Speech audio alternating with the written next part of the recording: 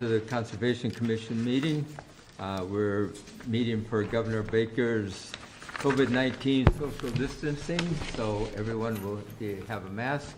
And unfortunately, we'll have to speak with the mask, so it sometimes makes conversation a little bit more difficult. But there being, we're open, so do we have any public comments? Hi, I'm Nicole Bashan Hanlon. Okay, would you like to come up? Sure.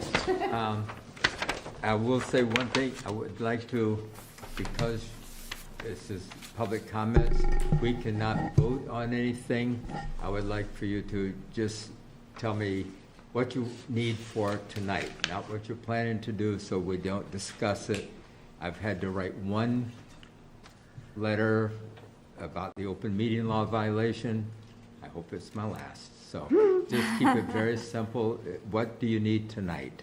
I just wanted to introduce myself and let you know about a project that I'm doing, and that was all. Pretty much just to tell you, I've already worked with Jane to get a support letter, but I'm submitting a grant through the Cultural Council, Foxborough Cultural Council, for a passport, interactive passport for Foxborough art and nature conservation. So it's just a proposal. We're going to see if it gets funded or not, and then it will be an interactive opportunity that would be put in place. And I'll come back to a meeting and discuss things with you more about the details. So just wanted to let you know.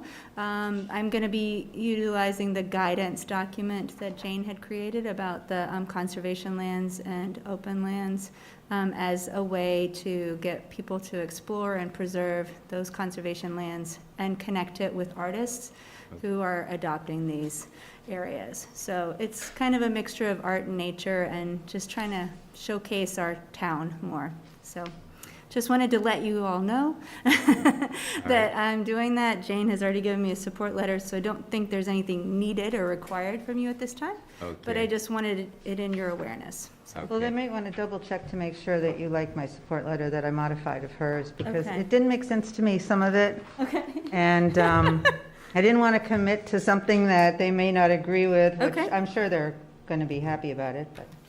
But Jane, we're not going to discuss it, so. You're not going to discuss it, but if you give it an eyeball, I will sign it. Okay. It does say that you all are in favor of what you've seen. It does not say it in those exact words, though. The first line just says, I am writing to let you know that Foxborough's Conservation Commission and I are in support of Nicole Vachon's proposed project to create a Foxborough art and nature conservation passport. So if you can't vote on it and you want me to take out that portion, is that what you're saying? Well, I mean, if you support it, you support it. We haven't voted. It doesn't say that you voted for it. It's just support of the plan, your plan to do it. It's all proposed right now, so it's not anything that's like in the final stages.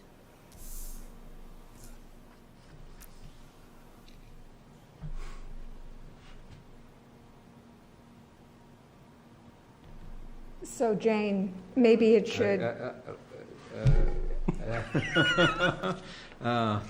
don't want to have to write another letter, Judy. I can talk to Jane, but you can't. Okay. My mask is sealed. That way we're not discussing it. We can.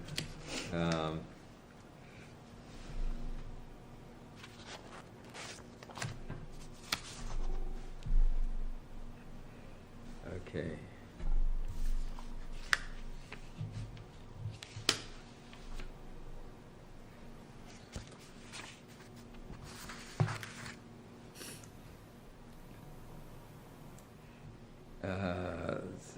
How can I get this in there?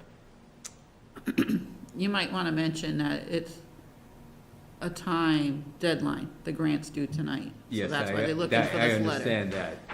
That's the reason why I want the letter signed, but I want to try to get it worded such that the commission doesn't get into an issue. Support in concept, add in concept. Yeah. I don't have a copy of the letter, but I can add that in there and I can sign it. Okay. She's like, rush, rush, everyone's rush, rush, rush. I know, I'm sorry. You're in big I thought of trouble. the idea this week. It's a great idea. Yeah, I was like, but you understand my position. totally, I understand. I'm also the chair of the council, so. Okay.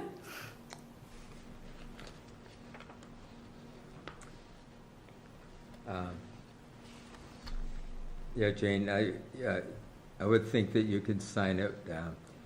There's some word in there that could be changed, but I'm not going to fight it. I'm going to put, in concept, no vote taken.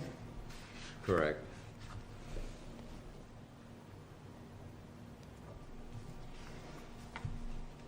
Do you have a copy of that, Diana? What do you think? In concept, no vote taken But like Jim that. and Jeff aren't. Hmm? I thought Jim and Jeff were. Oh, Then you can just initial that. All right. I've got Concept, I've got a quorum. no vote taken. Just initial. it. So if this had been written into the agenda, then Yeah, then it could we be could- discussed. Yes, yes. So in concept only. No vote taken. Thank you. They've seen it. It sounds like a great idea. I'm looking forward to you coming back and explaining I everything. know, this is a commission actually that I've been really interested in, so I would love to come and join you for longer. I'm just gonna go try to get it submitted. That's what I figured. Thanks for She runs off. Okay, So, thank you. all Good right. luck. Thanks. Being 7:05, Mr. Kelleher, would you like to enlighten us as to the Ponset Reservoir? So Jane had asked me to come in and give you guys a kind of an update as to what was going on down at Neponset Heights Ave. So, did you want to start, Jane, or did? Yeah, I was going to start by saying thank you for doing this stuff. I got a text from certain people in town who are on the know. I saw it on the Foxborough discussion Facebook page, and it was during non-work hours, so thank you so much for doing this. And it's kind of like a wake-up call for me. I haven't dealt with this kind of thing before, thankfully. And so I think, Jim, let me back up. Jim Marsh, one of our commissioners, deals regularly with 21E issues and this type of thing. And he sent me some great information that I have in the office. Didn't know if people would be coming in person, but it's all about if you have oil tanks and you do not have insurance for them, which if you did, you'd be paying through the nose apparently, it can be quite expensive to clean these things up. So being proactive is critical, and a lot of people would never even think of this. I mean, I wouldn't. No. So- It's actually a good, it was kind of a good reinforcement. We're working with the Board of Health. We've been working with them for a while to come up with a regulation to make new in-home oil tanks double-walled to prevent situations like this. So, That's excellent. Okay. But in the future, well, we can discuss future, but how's the cleanup going now? So I'll start from the beginning if you'd like. Okay, So, yeah. the Friday after Thanksgiving, I get a call from one of my lieutenants who's out on the Neponset Reservoir. Oh, Can you hear? Yep. Okay. okay. Thanks for tuning in, guys. Sorry I didn't acknowledge you before. Yep. So, holiday weekend on a Friday, which is as typical as this stuff happens. We were able to decipher that the sheen was in front of number 68 Neponset Heights Ave, I believe. And we were able to, the water level was extraordinarily high that day because we had some pretty significant rain. Mm-hmm. So it was up on the property and encroaching on a garage area. So we began to investigate and immediately realized that we had a leak in one of the above-ground indoor home heating oil tanks. Notified the Department of Environmental Protection. That's really who has jurisdiction over these type of events. And then immediately, when I realized the tank was leaking, I have the authority to order the tanks to be removed because they're a immediate hazard. So I exercised that right. We did that. We ordered the tanks removed, had an emergency call for the oil company to come out, pump the tanks off, and immediately replace the tanks so the occupant of that property would have heat. So that was all kind of done as DEP was responding. I also, we don't have a ton of booms and pads for these types of events. We don't often have, again, like Jane said, we don't often have these things on the water, but I know that the town of Sharon has a trailer for their lake, so we were able to procure some more booms and pads to immediately mitigate the spill.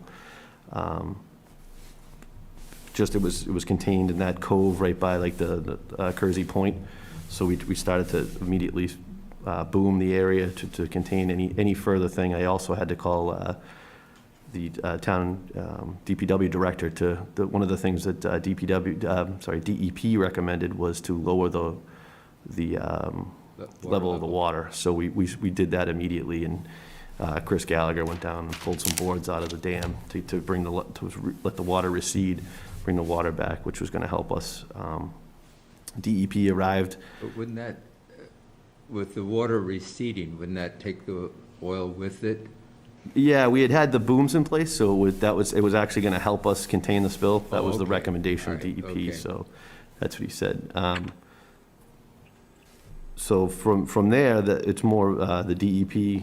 They've got a nice boom deployed. It's a real, industrial. The stuff that we were doing was more, just kind of emergency. This is a more longer term boom on the property. And so I had asked the gentleman from DEP, he had a contractor come out immediately that afternoon to begin the process of, containing it more long-term. So I think the DEP gentleman, there was a lot of activity in the neighborhood, went house to house in the immediate area, spoke to some of the residents. He was trying to, different types of, wanted to know what kind of heating different people had. It seemed like most of the people down there have propane, luckily.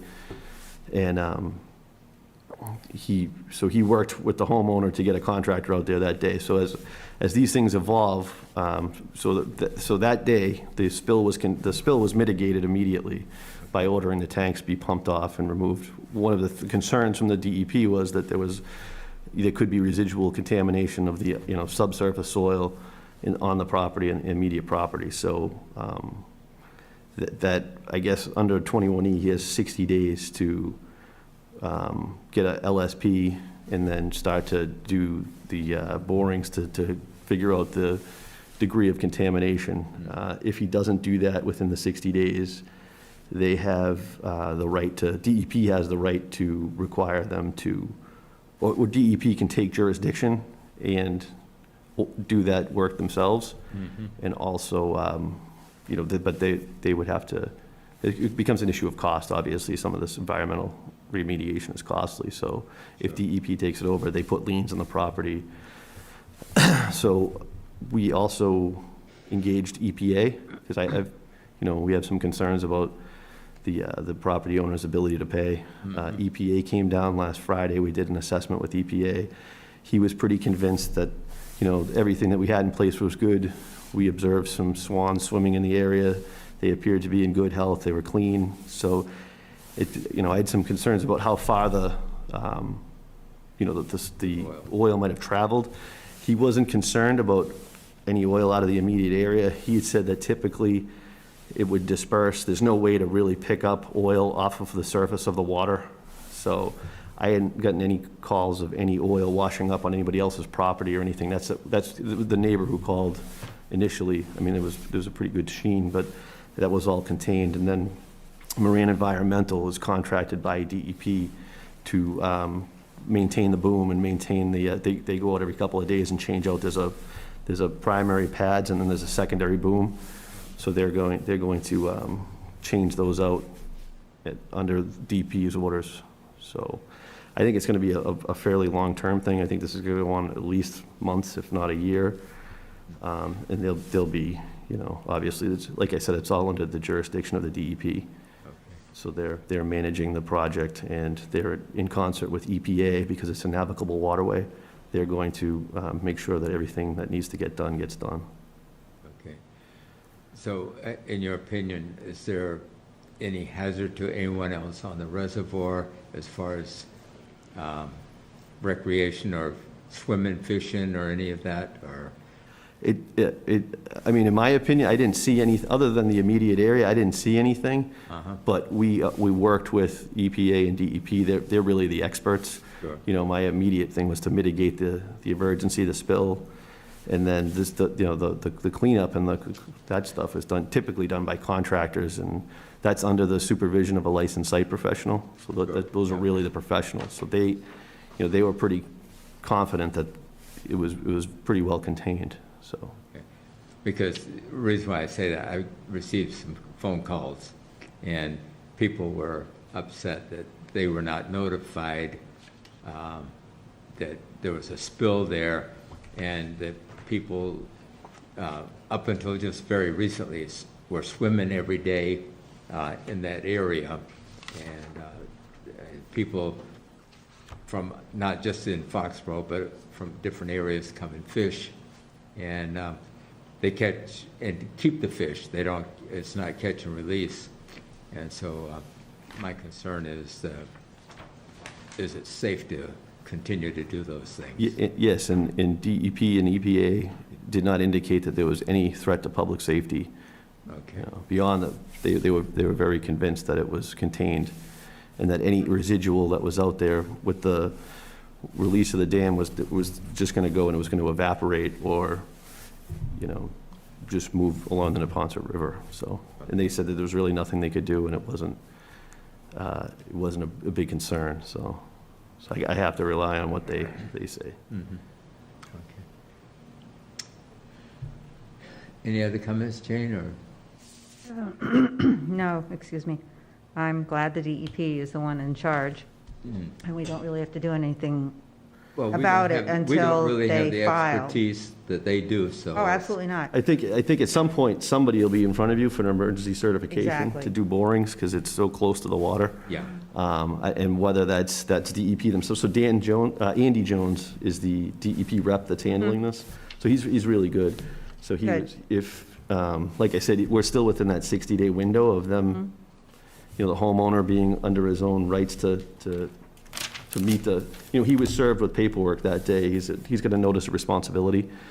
So there's certain conditions that they have to follow, but one of the things, he has 60 days to act before DEP takes jurisdiction, and then they'll actually do the work themselves and fund the work themselves. So, but we're being proactive. That's why we brought EPA in early. Yeah. because- Thank you. Yeah, Yes. so I think that they're, Smart, yeah. yeah, they're going to be prepared to see this through to the end and make sure it gets cleaned up appropriately. It's I gonna- do think that this should be a wake-up call for any people who live on lakes or rivers, or who have oil tanks in their basement that are old.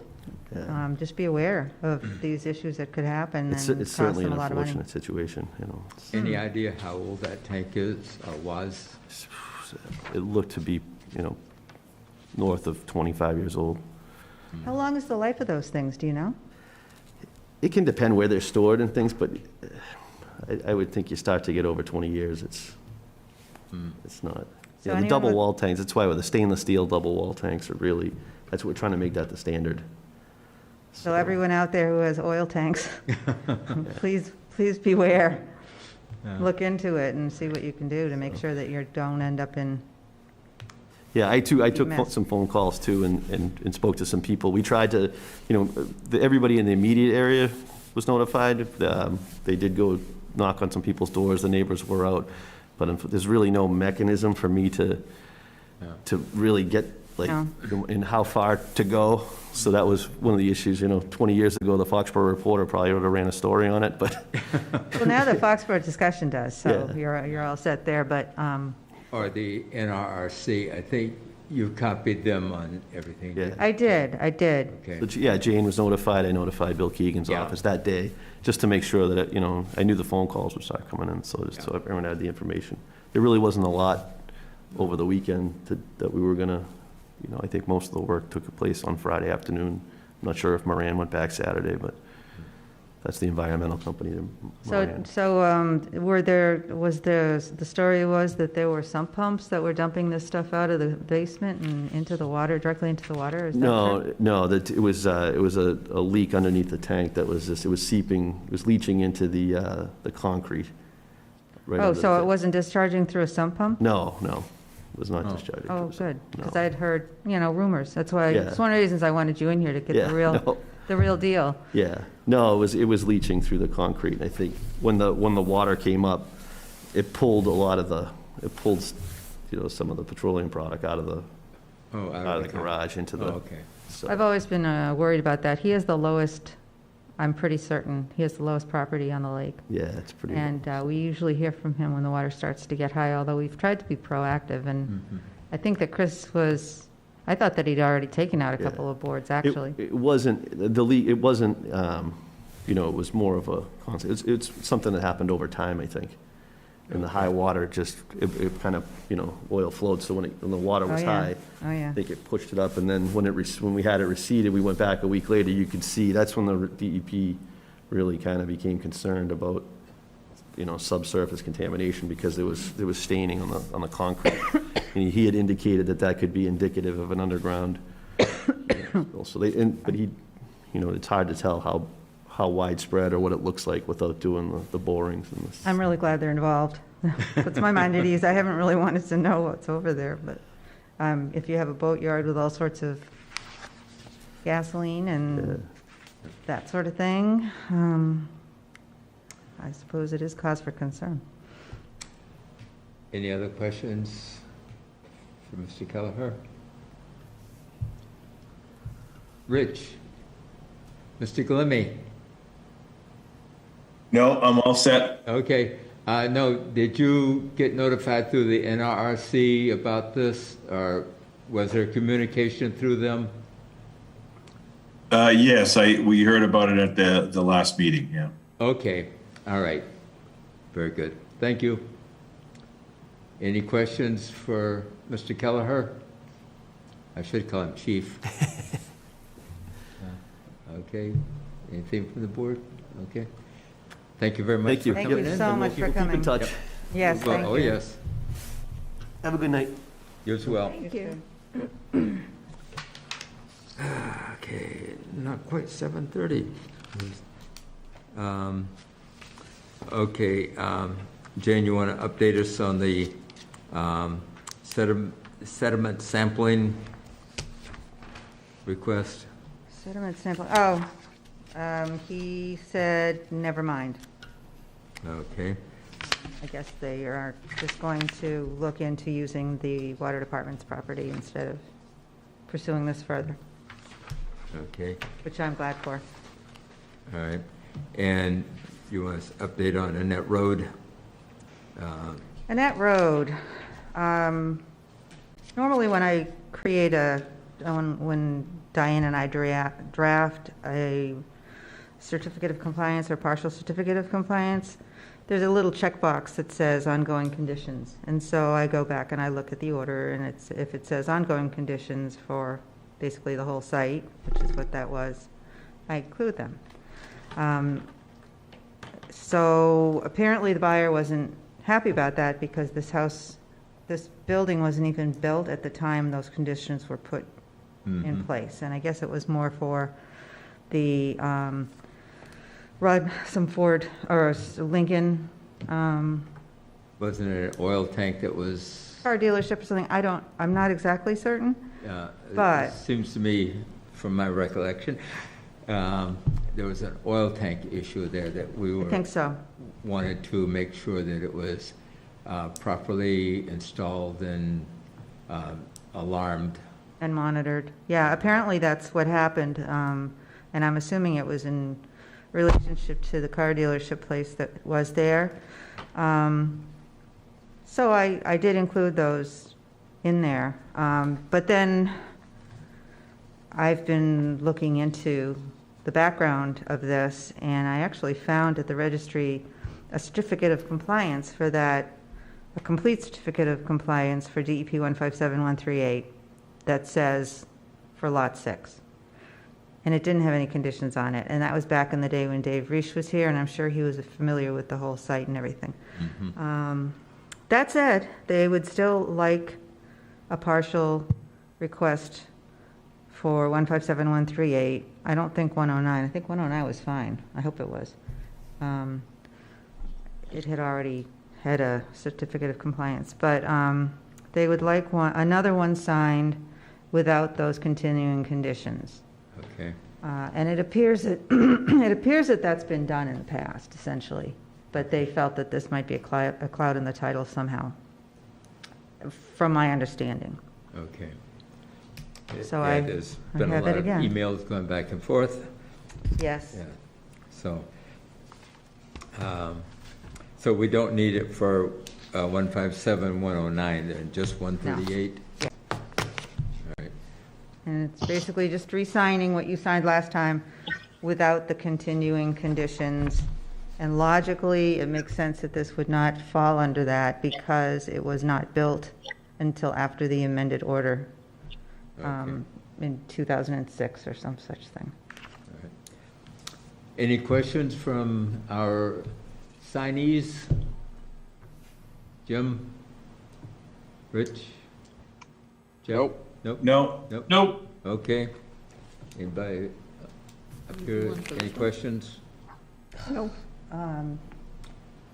Printed one out, but I didn't get a chance to look at it. Somebody want to make a motion to assign a partial certificate of compliance for 157-138? I'll make that motion. Do I hear a second? I'll second. Discussion? All in favor? Aye. Aye. Opposed? Aye. All right. And Jim, did you have any minutes you want to do real quick like? Yeah, let's do, I have October 5th and October 19th. Okay, I've reviewed October 5th, the minutes. I don't have any revisions or modifications. I don't know if anybody else does. I have one comment. I was supposed to be absent at this meeting, but apparently I spoke at the meeting. yeah, So it's on the first page. This is October 5th. Down below, you see Ms. Johnson is concerned with the plantings. So I don't know if somebody else said that. So you weren't there? I was absent. Okay. are you listed as being present? I was listed as being absent. Okay, all right, okay. I just want to make sure that was correct. So can you delete that? video. How do I do it? Can you delete That's that? it. Are you in this meeting? Yes, I'm at this meeting. Oh, how do I click off? Is that the only change? Yeah, that was my only comment. All right, I'll make a motion to accept the October 5th, 2020 minutes. Thank you. Read what he just said. Mute yourself. Would you repeat that, Jim? You kind of got lost in the shifting around there. Sure. I'll make a motion to accept the minutes for October 5th, 2020, with that one change. Okay. A second. Yeah, I hear a second? Judy? Judy second. Okay, discussion, all in favor? Aye. Opposed? Aye. All right. All right, what about the 19th? 19th, I have no changes. I don't know if anybody else on the commission does. No changes for me. All right, Without any changes, I'll make a motion to accept the October 19th minutes. do I hear a second? Second it. Discussion, all in favor? Aye. Opposed? Aye. Okay, That's very it. good. Thank you, Jim. Been 7:30, we have a continuation of Notice of intent, DEP file 157601. Mr. Lucas, are you there? I am here. You, okay. Evening. Good evening. How is everyone? So far, so good. No snow yet. The operative word is yet. I figure by tomorrow they'll be calling for 2 feet of snow. Every time we get a nor'easter, it increases every 6 hours Yeah. until they come up to 2 feet. I hope not. Not yet. Again, for the record, my name is Chris Lucas, professional wetland scientist with Lucas Environmental. We're here tonight to discuss the project off South Street for the single-family home. I'll just provide update. We had the site walk with the commission and quite a rain event. And following that, we prepared a supplemental package, which we submitted to the board. There was a Scribner's error where we left off the date on the plan and the applicant information was incorrect. We've resubmitted that. We sent one hard copy to the commission. That's been updated, but the plan in front of you has the design that we're moving forward with. Again, the final plan set we've submitted only has just the Scribner's errors revised. But basically, based on the last hearing on November 16th and the site walk on November 23rd, the commission had asked for additional information be prepared. We submitted a 2-page letter summarizing those changes, which included showing the basement floor elevation on the plan, which is elevation 153.25. We've added the square footage of the house, which is 1,050 square feet plus a 620 square foot garage adjacent to it.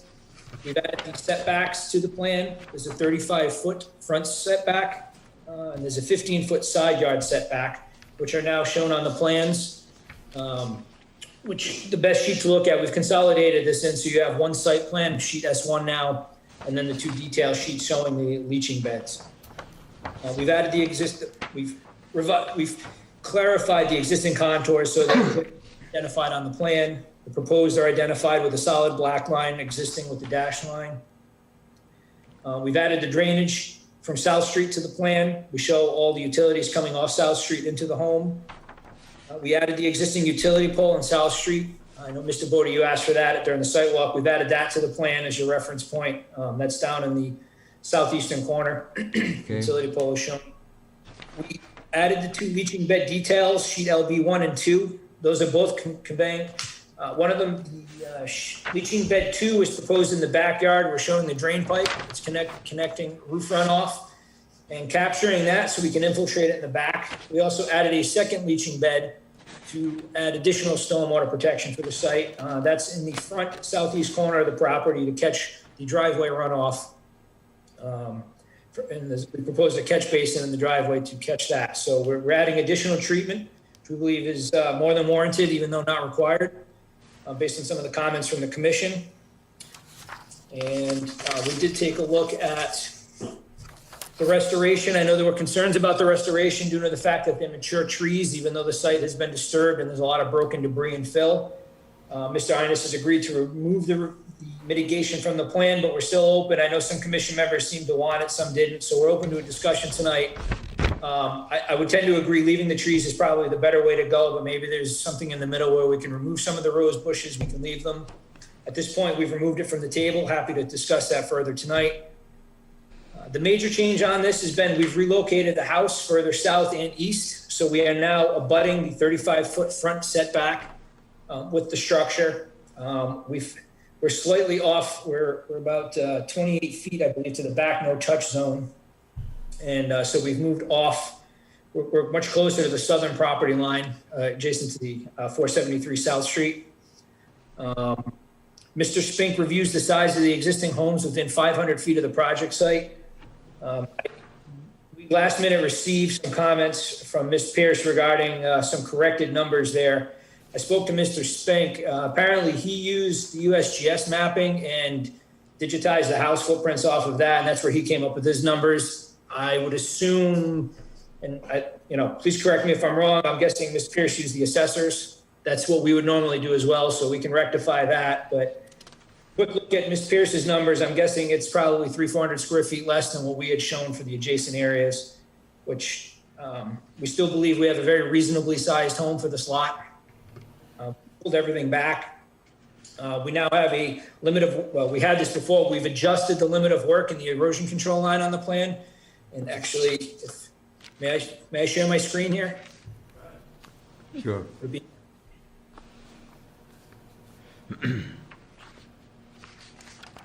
It says the host disabled participant screen sharing.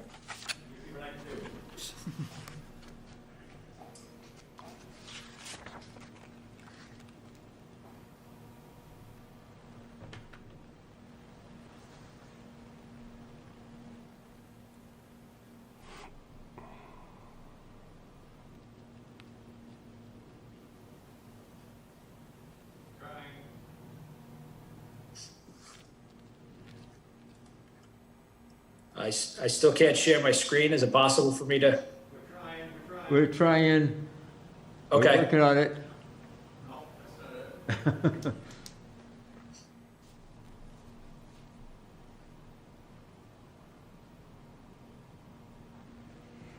No, it still won't let me share.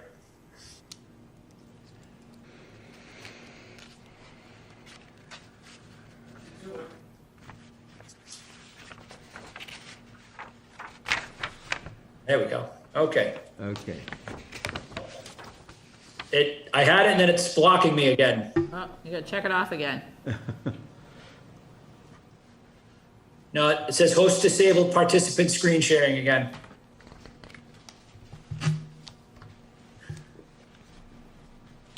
All right, now leave it. Try it now. Does it work now? Yes. Okay.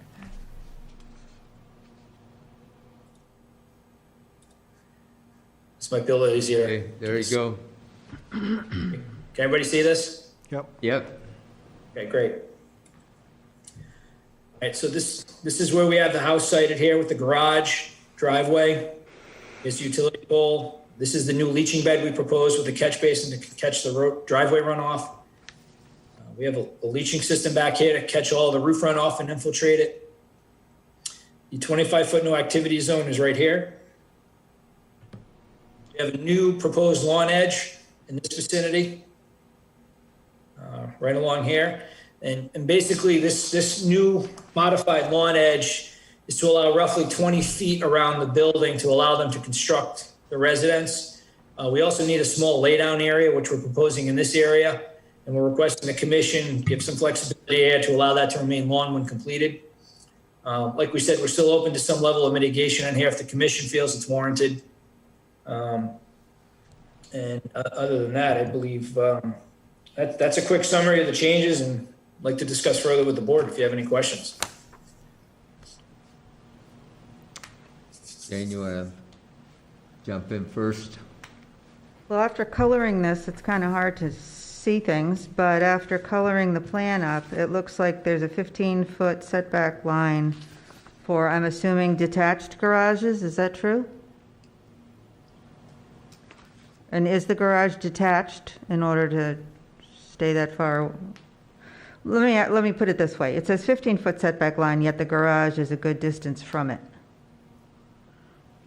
on the south or southern side, right in there.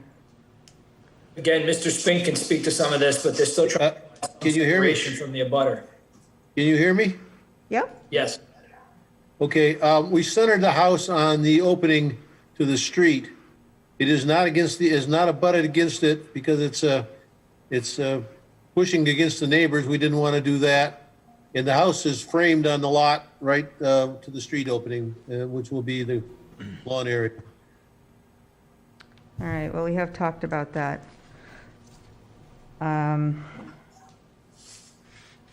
So the garage is, the house maybe is not larger than most, in a big way. Most houses in that area appear to be about 24 by 30 or 32 feet. And most capes are split entries. And this is quite a bit larger. Is the garage detached? No, the No. garage is all, garage is attached. Is it attached or detached? It was hard to determine.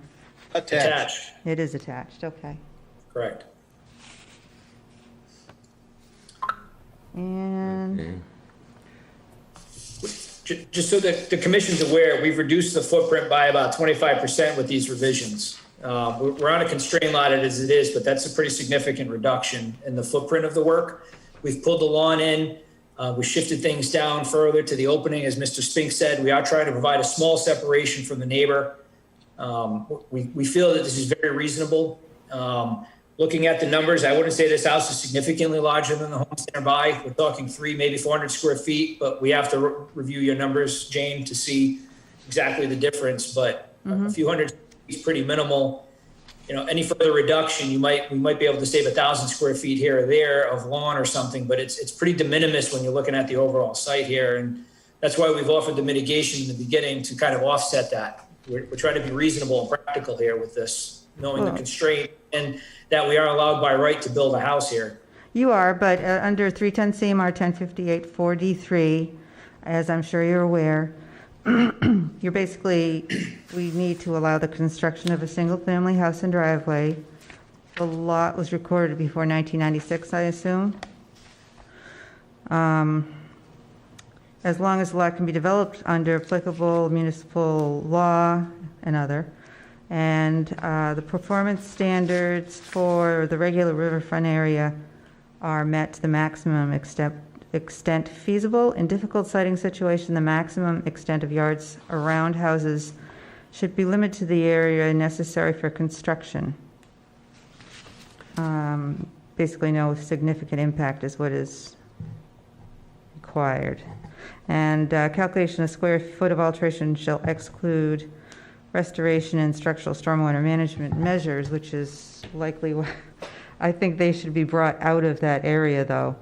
I mean, having these two leaching beds, seems to me one leaching bed could be alongside of the garage rather than behind the garage. And there's a good-sized lawn. I disagree with that. That's about it, though. Any other comments? Yeah, I looked at I actually went on Zillow, so we all have different methodologies here. But I found that the majority of the houses around this house were between 13,000, 14,000 square feet. And I think this house maybe the house isn't too large, but I would like to see the garage be a one-car garage. That would reduce the driveway size and allowed you to push it over a little bit more without infringing on the neighbor. Also, I don't know why the deck is off the back of the house. I don't know why you couldn't have it off the side over where you're saying your staging area is. I personally, I don't know. I feel like you could have your staging area in the front when you're building the house. So I'm not sure why the staging area has to be over there. Utilities and access, they need to construct the utilities. We can't have stockpiles and staging. We'd be moving them around throughout the site. It needs to be off to the side so they have room to operate. I didn't even see that, Judy. Where is that? What do you mean? The staging area. It's over. It's over on the side where they have the lawn is 45 feet. That's where they want to put the staging area. It's not labeled, right. We need some area to have staging so they can construct the house. And obviously we have the utilities coming here, access, driveway. We need room to operate. There's a lot of room in the front there. No, well, you got the wetlands there. There's front, no activity zone. Yeah, but where the landscape is shown on the other side of the driveway, there's plenty of space there. He's Not for also talking about, staging. like, if you're putting in the utilities in that spot too, is it gonna, how much is that gonna impede You're talking about the in the front yard? leaching bed?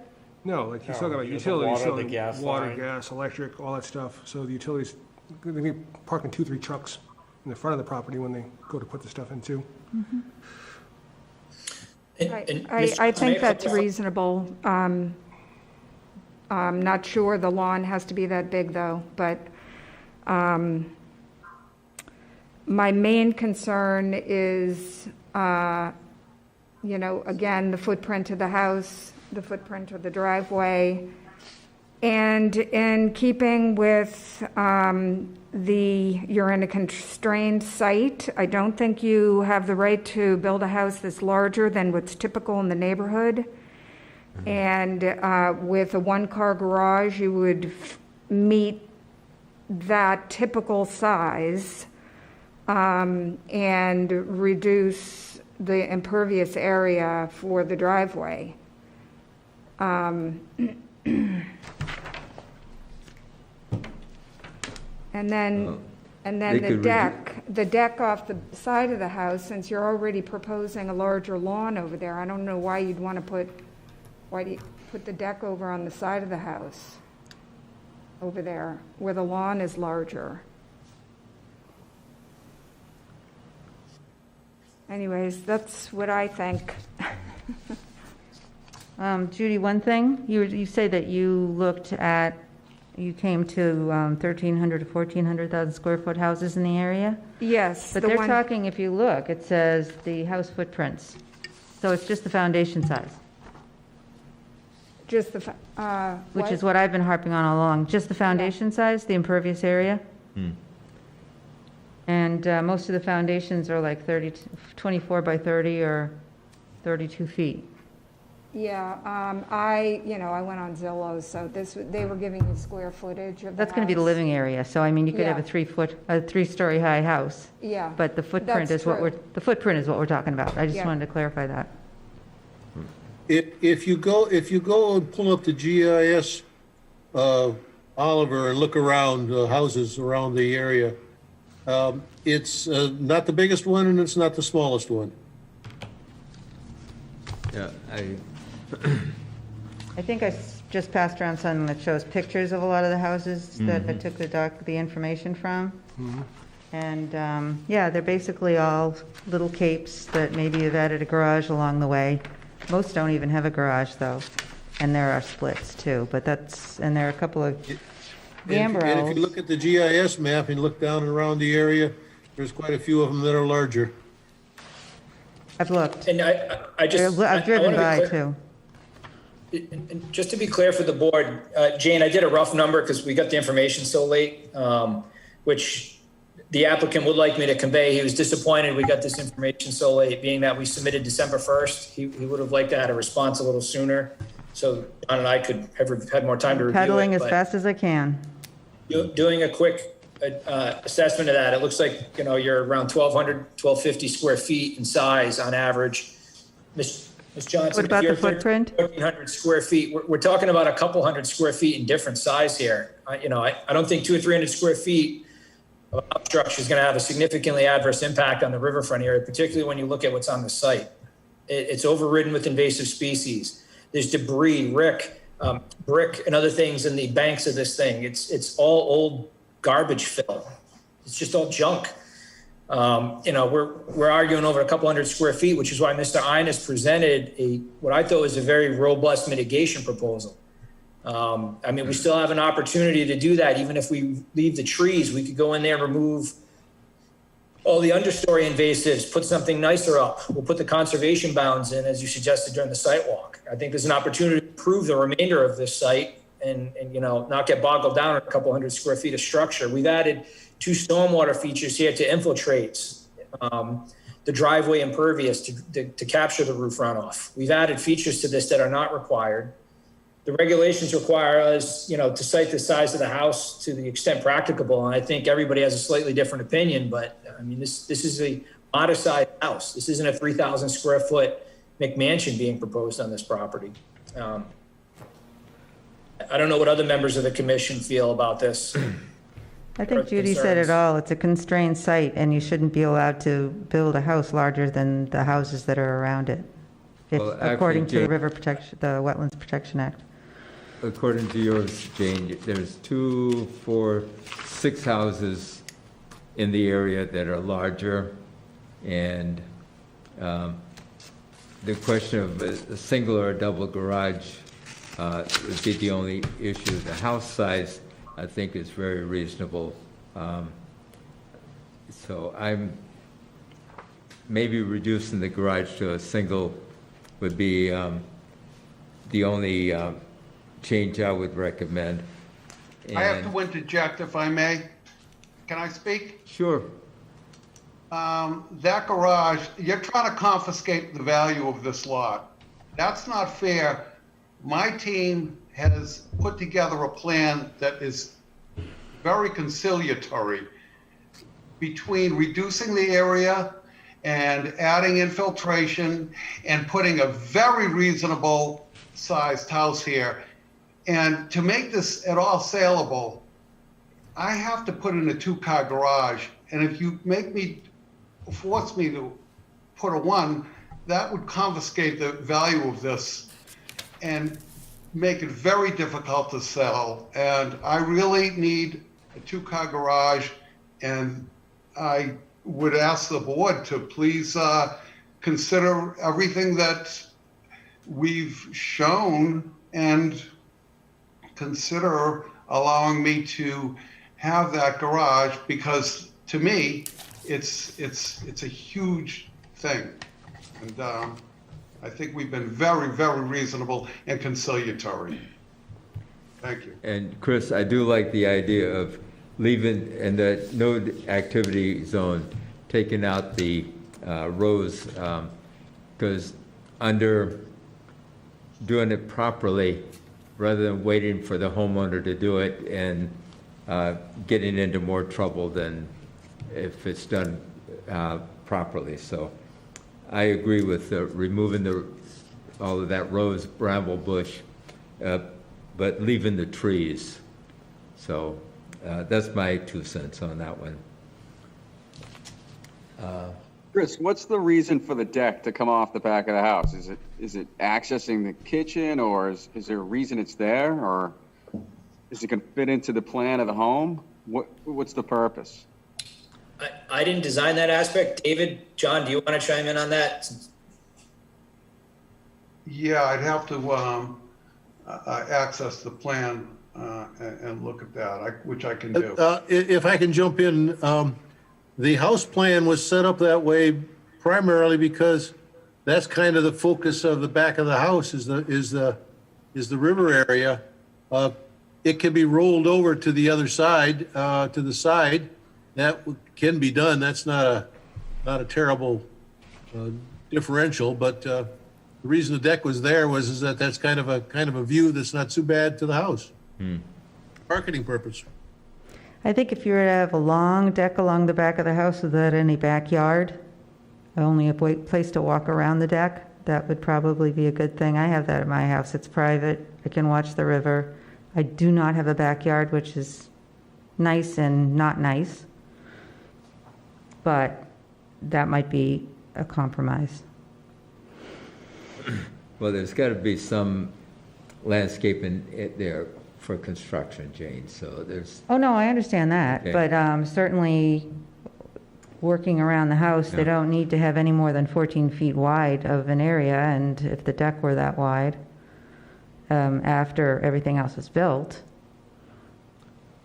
We need 20 feet, Jane. We've spoken with Mr. Spink. Contractors are going to need about 20 feet. You know, we don't want to underestimate this and have impacts. A realistic footprint to build a house and have a foundation. We need about 20 feet for equipment to get through. I mean, these excavators are 10 feet wide.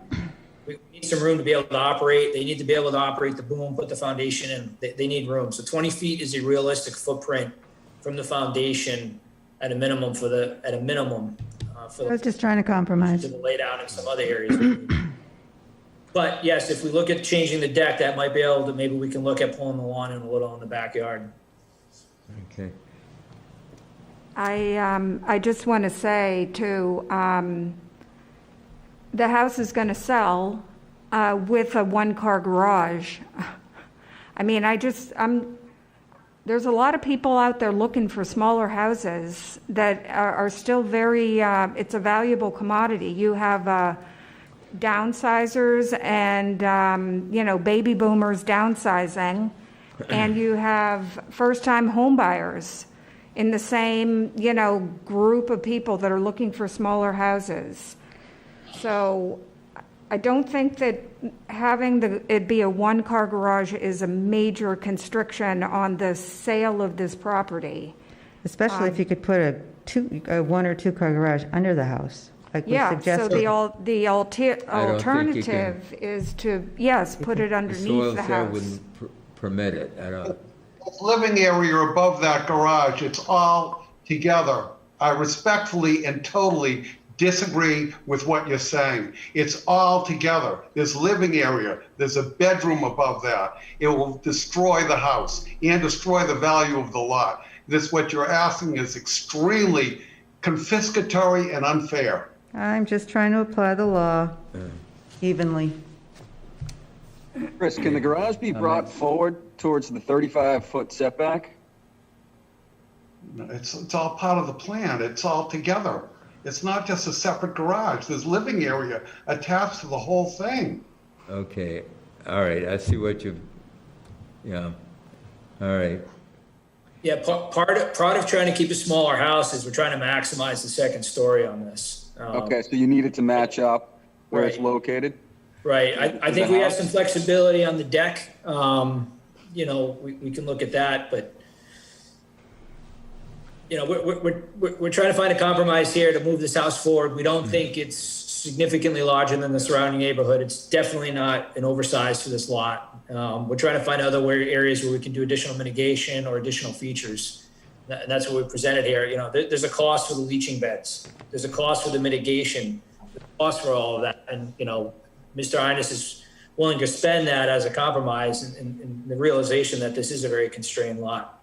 The other factor too, as we've said, and this is still definitively on the table, is Florence Ines is going to deed her rights and any title or interest she has on the parcel to the north, so it's unencumbered for the town for access to the river up there. There's a lot of net benefit here, even for this property and this sized house, for the town and for the applicant. All right. Yeah, do you have any comments, Dave? No. Pete? I do not, no. Okay. I think the commission maybe should talk about where bounds would be, no activity zone bounds, because they need to be on a plan and think they perhaps had it- in the deed as well. Yeah. Chris, you had agreed to put a fence in on the no activity area there in the back? Mr. Ines agreed to put the bounds in, whatever your standard conservation bounds are in. He's willing to do that. Okay.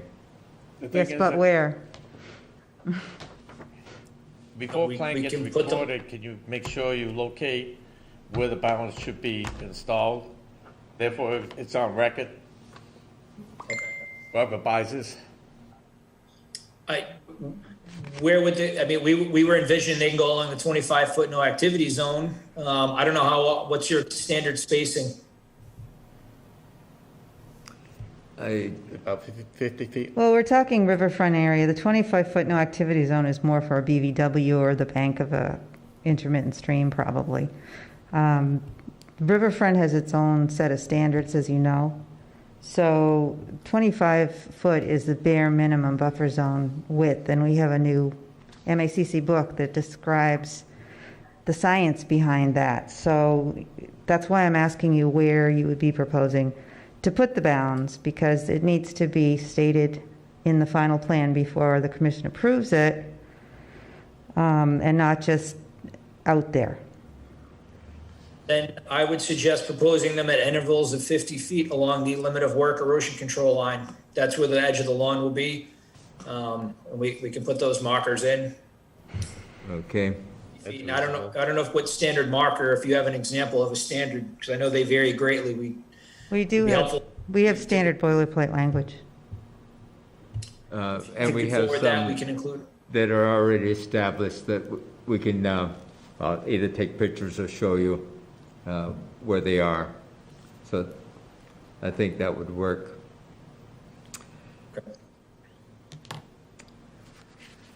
Yeah, we can, if you've got standard language or detail, we can add it to the plan and we can add that to the site plan to show every 50 feet along the limit of work. All right. Jeff, any questions, comments? All right, no, not this time. I mean, I missed the site walk, so. All right. Jim? Nope, I'm all set, thank you. Rich? Rich? Yeah, sorry. Okay. Yeah, no, I agree with a lot of the discussion. I'd like to see the side lawn reduced a little bit from 45 feet if we can get it close to the 20. I don't have a problem with the size of the house so much. I think the erosion control line or thereabouts would be a good spot for the conservation posts. I don't know if making the deck narrower and longer accomplishes anything or not, but 14 by 15 foot deck isn't that large No. in many ways. No, it's, A 10 by 20 or and- 30 or 40 is great fun. I have that. And then you don't have a yard that you have to deal with, and you can have big parties back there, and it's great for watching the wildlife that goes along a river. but, And I would be in favor of them cleaning out in between the trees as opposed to doing anything with the trees at all and doing the best job they can. I mean, they seem willing to try and clean that up, so. And the whole lot is a mess. It's, yeah, absolutely, yep. The only problem with cleaning things up is that they'll just come back.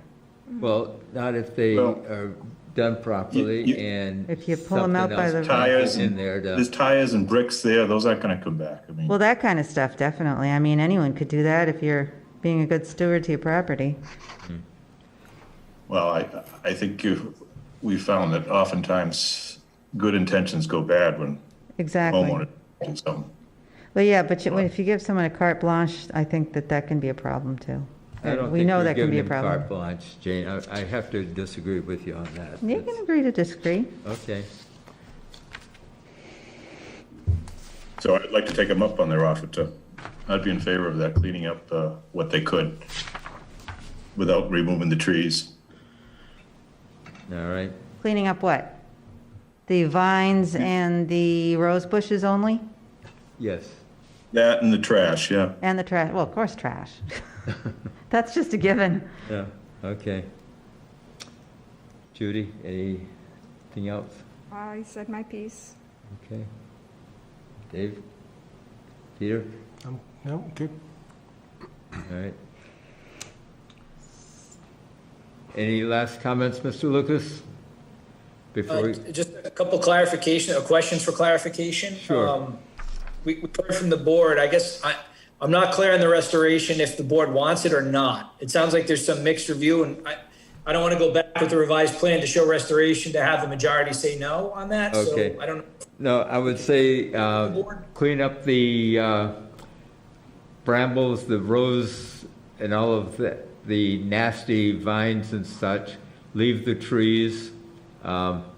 Replant with something environmentally that would take off there and try to keep the rose bushes from coming back. And I think that would take care of it. And if you do the clearing, do it by hand, because rose bushes can act as habitat for a lot of different creatures, including rare species. That's going to be the tough one, Bob. I realize that, but there's enough rose bushes in there that they're not going to clean out, that there's be plenty of habitat. in my Well, you opinion. didn't really specify where they'd be cleaning this stuff out. Behind the house, when we were out on the sidewalk, we Right. discussed it. I wasn't a part of that discussion. Okay. Do you understand where I was talking about, Mr. Lucas, about cleaning out the rose bushes and the brambles? But staying out of the No. 25-foot, right? Yes. No 25-foot All right, cleanup. so we would, so you want us between the limit of work and the 25-foot, we can go in and have that cleaned up, correct? Is that the area you're looking for then? Yes, To be- that's my understanding, yeah. Okay. All, obviously no machinery in there or anything like that, so So by hand. all, manual labor, as we like to call it. Yeah, that be a little more challenging, but that'll, being that it's just shrubs being replaced with shrubs, we shouldn't need machinery to get in there and bring those in. We can bring them to the edge of the lawn. So that being said, we've heard a lot from the commission. I'll talk to Mr. Ines and Mr. Spinksy. We'll take a second look at the deck. We'll take a look at the lawn area here. As far as the house footprint, I mean, this is really fully designed for flow through of the house in the second story. We really do need to keep the size here. That's why we've added these other features. If, I don't know if there's anything else the commission will consider to keep the size house lot. Obviously, the regs don't get into specific details objectively that you have to have this size house based on this X, Y, and Z. We believe this is fair and reasonable. It sounds like one of the members may not feel that way. I'm not sure what the rest of the board feels. We will take a look and see what we can do to try to tighten this up. Like I said, we've reduced the footprint of this lot already by 25% from the original design we came in. So we are trying to work with you here on that. And, I think we've offered a lot for mitigation on this property to justify the size of the house and everything we're doing here. Bob, Yep. question. You have the limit of work erosion control, which a fence usually is put up to separate, to show where that limit is. But they're proposing lawn work beyond that, up to the 25-foot no activity line. No, they're not. That's what they're showing here. No, I don't think they Look, are. look north of the side of the house, the proposed lawn edge and limit of work appears to be going up to the purple line. Or is it going to be the erosion control line? You have to color it. It's almost impossible to read otherwise. I have a colored version if you'd like to look at it. The full size shows that the limit of work erosion control is one label. So this gray line here is our limit of work. The proposed lawn edge is the limit of work erosion control line. So the line's going to go to the limit of work and not beyond. Right, so this will be staked out and the erosion controls will be put in place. Nothing is going beyond this except for the restoration if approved by the commission, which would extend, and we'll hatch it out. I can put a hatch on showing this area for restoration between the limit of work and the 25-foot no activity. Okay, I just wanted to Work will be in here. be clear about that. Okay. Any other questions? How do you, can we remove the root if we don't use a machine? Like an excavator or some type of machine to get rid of these, And therein lies the problem. Cut them and use some pesticide on the stems, Roundup or something of that nature. I think that will take care of the roots. I'm not an environmentalist in that category, but I think from my understanding that would kill them. David, we can talk after offline. Okay.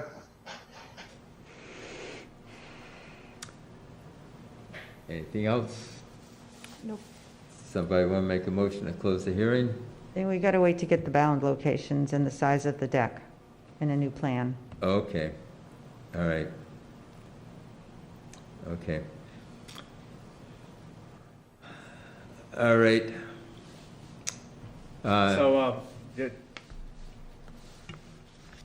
We need another plan that shows the relocation of the deck and then also the location of the bounds 50 foot apart from each other.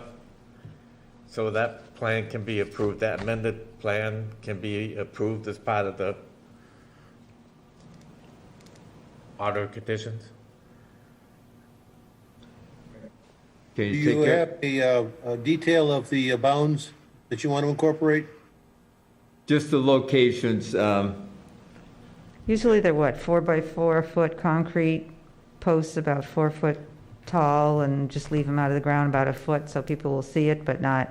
well, I Make was them look- thinking of what Mr. Buckley did up at Lawson Farms. put the sign there, the post with the sign on it.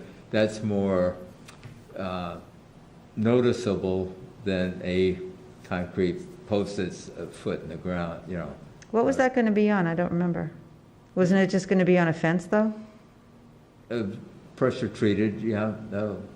Fences get removed, we know that. But we're We not can talking only about, do so much, we're not Jane. talking about fence, we're just talking about posts every 50 feet with the sign that we Posts, haven't no used. fence. Okay. That's what, it That's- sounds like yeah. what was agreed upon. Yeah.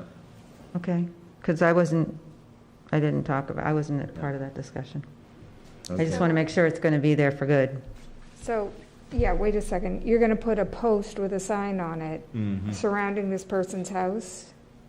Around the limit, yeah, you keep them. The post won't, they're going to rip them out. Yeah, that's why I'm saying Nobody's just a gonna plain wanna- old concrete about a foot up out of the ground, even 6 inches out of the ground. Something that'll show up but not be ugly and stick out. Yeah, a concrete bound, maybe they could put a thing on the top of it. Usually, yeah, that's what we ask. That it describes what it is for. Okay, but is that going to stop anybody any more than, Well, I think to Jane and Judy's point, though, like, if wood or something gets backed over, you can't, but somebody can go and find a concrete piece of granite in the ground, like, that's not going anywhere, to say, hey, this is the line, this is where it is. I mean, preferably, I think a fence would be nice, but fences don't last. Right, Yeah. it's not an eyesore, You know. like you're saying.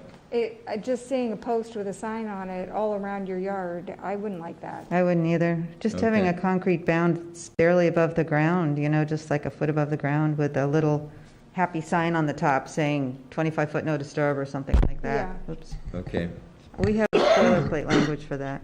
But I think that'll be effective because, yeah, if it explains, this will be good, this up front, and then whoever buys the house is not going to want to then expand the yard because they're going to have these bounds. And also, like David said, putting it on the plan. Yeah, That would be recorded with the order of conditions. I mean, Then there's a record. it's got to be, well, it's got to be something you can backtrack and figure out what's going on. You need breadcrumbs. It really That's should fine. be We 100 have no feet issue putting that on the plan. apart. Really 100 feet apart, 50 feet's not much apart. They should be what? You could be 100 feet apart, because 50 feet is awfully close. I mean, it's Often we'll 10 say, paces. at all turning points. uh, And if it's a That- long span, then maybe one in between, but we usually do turning on all turning points. okay. I don't know. I mean, this is 45, so you wouldn't have any on this curve. This would be 100 feet around that whole curve. We'll take a look at it. We can reasonably space them. We'll use 50 to 100 feet and space them appropriately so there aren't significant gaps in there, especially like on that curve. I can look at it with Mr. Spink and we can put something together to space them out a little closer in those areas. All right. All right, any other questions from you, Mr. Lucas? I guess the other question, I'm assuming the board won't condition that plan an approval and close the hearing. If not, I guess when's the next hearing date? Not till January 11th. January 11th? I could get the draft order of conditions ready for that date, once, assuming that the plan is to everyone's specifications, and it can be discussed at the meeting, and signature page signed, and any of the draft order conditions perhaps changed at that meeting, but leaving it open so that if you put it as a condition in the order of conditions, no one looks at that. Okay. Will that work for the 11th?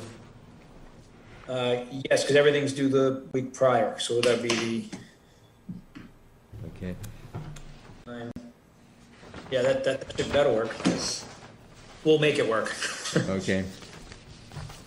So motion. Right, to- John? Yes, that's good, no problem. Okay. Motion to continue until the 11th? I'll make that. Okay, I heard two makes Make a motion to continue the public hearing for notice of intent DEP 157-601 to January 11th. 2021. Do I hear a second? Second. Second. Discussion. All in favor? Aye. Aye. All right. Opposed? None. All right. Before you leave, I hope you have a very Merry Christmas and a better New Year than this one has been. No, thank you. Same to all of you. Hope you have a great holiday and a new year. Take care, all. Thank you. Hopefully you're catching up on your sleep. Sure. A little bit. Do we have anything else? Panis, Bill Buckley had asked for Panis Road.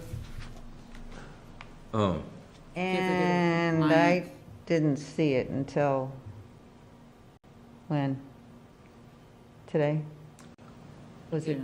did you give it last week? I got it on Friday. Oh, I wasn't here Friday.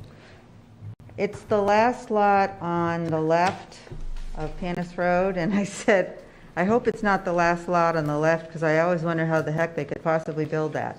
no. So I don't know if you know the story for that, about that one? I know a little bit of it, yes. Can we sign it conditionally, let you check it out this week, and if it's not satisfactory, as Dave used to do, tear it up in front of Rip it up in front of them? Yep. Yeah, we can do that. I did print it out. Okay. But, Bob, so, You're gonna have to do it by Wednesday, because it's gonna get buried. because what? You have to do it by Wednesday, because it's gonna get buried in a foot of snow. Okay. Yep. What is the story of that thing? I remember thinking, yikes, really? Yeah, Was I'm, it built as it was supposed to be? I- Did Dave like it? How let me put it that way? I think it's, I haven't been out there in a long time, so I won't guarantee anything on it. But Chicken. honest. Yeah. So, Was it a problem at the time, though, when they were building it? we had some problems out there, yes, but Okay. they were eventually rectified. Because it looks like the detention basin is a wet pond that's in the wetlands. Something like that. But I think it was completely rectified, so. Could we have Bill meet with some of us when Jane, before the snowstorm comes in? If he's available, Before the what? before the snowstorm comes in? Oh. That's Wednesday night. Yeah. Sure, but even so, we still have to sign it tonight and Yeah. additionally. Yeah, I mean, you can sign it tonight and then put the rest on my shoulders. Go ahead. Yeah. So what's that file number? 411. 411? And it wasn't on the agenda, so is that going to be a problem? Hopefully not, because there's no discussion. It's all on your shoulders. We'll sign it conditionally. Thanks, pal. Would that meet the open meeting requirement, though, Diana? Yeah, because you have that little unlisted items, maybe. They're trying to sell, the guy's not healthy, so they're trying to wrap all this up. They're trying to sell the whole industrial park, yes. And we've done them for the other two, 10 and 20. The building was completed in 2009. The planning board released all of the bond. But it's just certificate of compliance was never issued. Now that they're trying to sell it, the bank is finding all these fun things, so. Okay. So have you got it? I've got it. Okay. What did Bill say?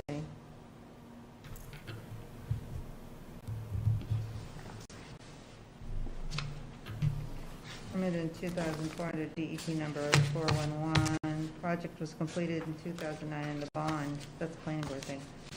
released, but no certificate of compliance was ever issued. Why? Why wasn't it issued? I don't think they thought it was that important back then, though, in all fairness. If Bill's available, and you and I could go out there, maybe Jane, and just at least has a visual of it Yeah, we could do that. Wednesday morning. Yeah, probably Wednesday. Yeah. This is the asphalt. Where's mine? Is that the one that I That's yours, yeah, that's a goal. Check out the asphalt plan and see if you see what I see. Here's the end of the road.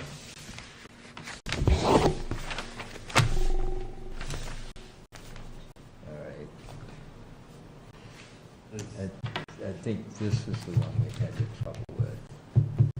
The one next to it, or this one? One that had a finger come in here.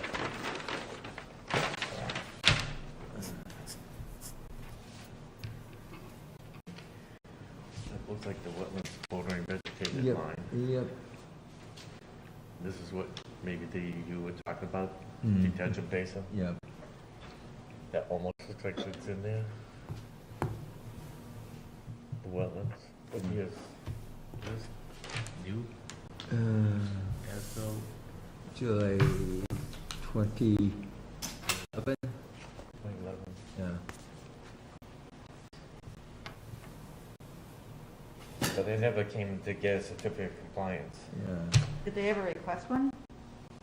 And were they denied? That's what I'm curious about. I don't know if it was ever denied or not. Might be in the file.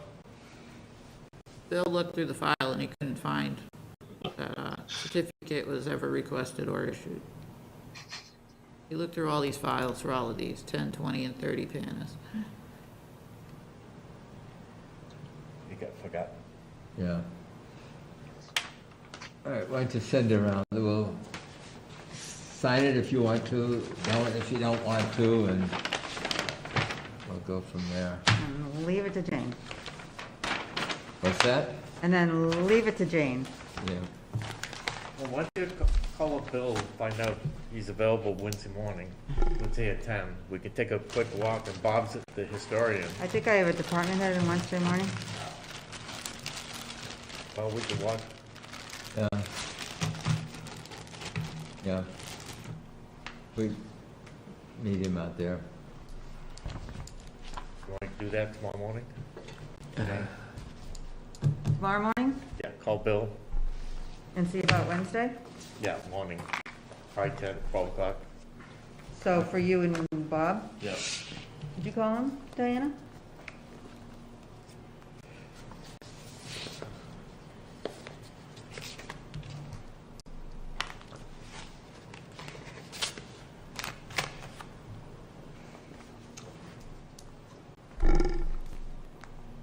Hey Judy, what time's the party?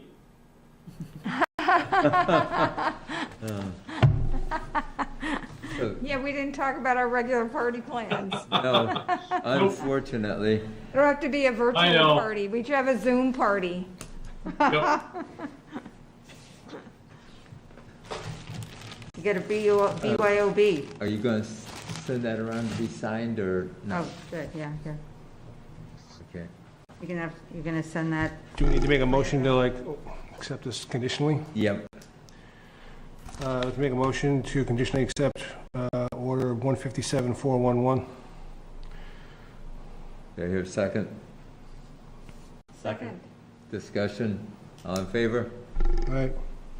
Aye. Opposed? None. All right. So with that, everyone have a very Merry Christmas and a Happy New Year. It's got to be better than this one has been. You too. And we will have a Christmas party later. We'll have a belated one. Have it in June. Bye. Enjoy, everybody. good night. Good night now. Aye. Good night. Have a good one. Bye. So sad.